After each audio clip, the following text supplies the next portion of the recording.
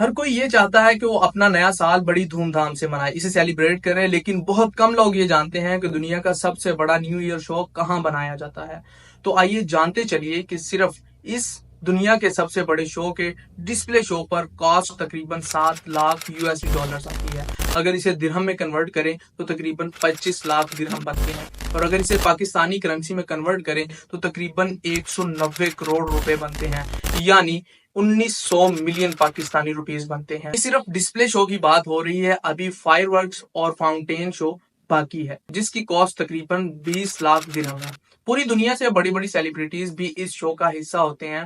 اب تک آپ لوگ سمجھ گئے ہوں گے کہ میں دبئی کی بات کر رہا ہوں، تو آئیے اسے جانتے ہیں کہ دبئی میں کون سی ایسی جگہ ہے جس کے اندر ایک ٹائم پر صرف 3 منٹ میں اتنا خرچہ ہو جاتا ہے کہ پاکستان کا آدھا قرضہ اتر سکتا ہے۔ علی انفو ورلڈ کی آج کی ویڈیو میں خوش آمدید۔ آپ کو بتاتے چلیں کہ 163 منزلہ بلڈنگ جس کو میٹرز کے اندر اندازہ لگائیں تو تقریباً 829.8 میٹر، جبکہ 2722 فٹ اونچی بلڈنگ جس کے اوپر ڈسپلے شو، فائر ورکس اور ساتھ ہی ساتھ فاؤنٹین شو بھی کیا جاتا ہے۔ آپ سمجھ گئے ہوں گے کہ میں برج خلیفہ کی بات کر رہا ہوں، جسے اناگوریشن سے پہلے برج دبئی کے نام سے جانا جاتا تھا، اور آج یہ بلڈنگ دنیا کی سب سے بڑی بلڈنگ بھی ہے۔ 2009 میں بلڈنگ کے کمپلیٹ ہونے پر اس کے اوپر فائر ورکس، ڈسپلے شو اور فاؤنٹین شو کیا گیا تھا، جسے دنیا کا سب سے بڑا ڈسپلے شو مانا جاتا ہے، اور یہ شو دنیا کا سب سے مہنگا شو بھی ہے۔ اس شو کو دیکھنے کے لیے دنیا کے ہر کونے سے لوگ آتے ہیں، بلکہ دنیا بھر کی بڑی بڑی سیلیبریٹیز بھی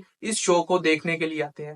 لیکن اب آپ سوچ رہے ہوں گے کہ سیلیبریٹیز اگر یہاں آتی ہیں تو یہ شو تو بہت مہنگا ہوگا، بہت کاسٹلی ہوگا، لیکن حیران کن بات یہ ہے کہ یہ شو سارے کا سارا فری آف کاسٹ ہے، اور اس کے فری آف کاسٹ ہونے کے پیچھے ایک بہت بڑی وجہ چھپی ہے، اور اس چیز کو سمجھنے کے لیے، اس وجہ کو سمجھنے کے لیے ہمیں کچھ عرصہ پیچھے نظر دوڑانی ہوگی۔ یہ جگہ جہاں دبئی برج خلیفہ موجود ہے، یہ جگہ کچھ عرصہ پہلے کھنڈرات کا منظر پیش کرتی تھی۔ جگہ پر صرف ریت ہی ریت تھی، ریت کے بڑے بڑے ٹیلے، بڑے بڑے پہاڑ تھے۔ اس جگہ پر کوئی بڑی بلڈنگ تو دور، یہاں کوئی چھوٹا سا ایک مکان بنانا بھی بہت بڑا چیلنج تھا۔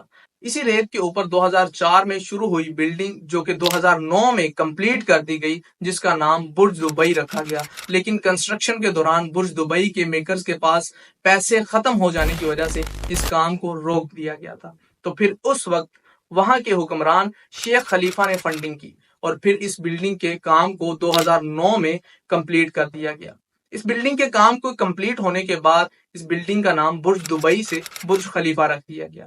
اور اب آتے ہیں ہم ہیپی نیو ایئر کی طرف، کہ ہیپی نیو ایئر شو اتنا مہنگا ہونے کے باوجود لوگوں کو فری آف کاسٹ کیوں دکھایا جاتا ہے؟ اس کے پیچھے جو بڑی وجہ چھپی ہے وہ یہ ہے کہ یہاں پر ٹورزم کو پرموٹ کیا جاتا ہے۔ جب کوئی ٹورسٹ دبئی میں یہ شو دیکھنے کے لیے آتا ہے تو آف کورس وہاں پر وہ کھائے گا، پیے گا، ہوٹل میں رہے گا، اور وہاں سے شاپنگ بھی کرے گا، تو یہ سارے پیسے اس کی اس ایکٹیویٹی سے نکال لیے جاتے ہیں۔ چاہے آپ کچھ بھی کہیں، لیکن حقیقت تو یہ ہے کہ عربیوں کو بزنس کرنا تو آتا ہے، جنہوں نے ایک ریگستان میں دنیا کی سب سے خوبصورت اور دنیا کی سب سے بڑی بلڈنگ بنا کر ورلڈ ریکارڈ بھی قائم کر دیا ہے۔ Guinness book of world record میں بھی اس کا نام درج ہے، اور یہاں سے ہی پیسہ بھی کما رہے ہیں، کیونکہ سب لوگ جانتے ہیں کہ دبئی کے اندر تیل کے بہت بڑے بڑے ذخائر موجود ہیں۔